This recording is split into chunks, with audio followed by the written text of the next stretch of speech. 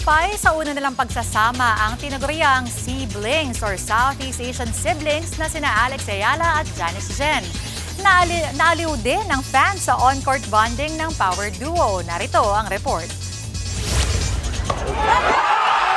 Sa kauna-unahang pagkakataon, nag-tandem sa doubles ang may tuturing na best players ng kani-kanilang mga bansa ngayon.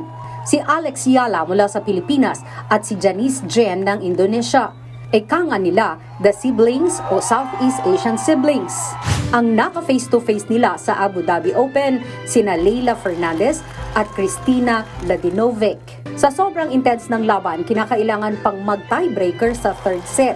Pero nanaig ang siblings. All smiles ang si-duo na spotted pang nagsiselfie video na parabang mga vlogger. We just won our first round match together and this is our first time playing together.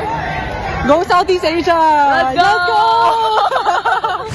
Pasok na sina Alex at Janice sa quarterfinals ng doubles tournament.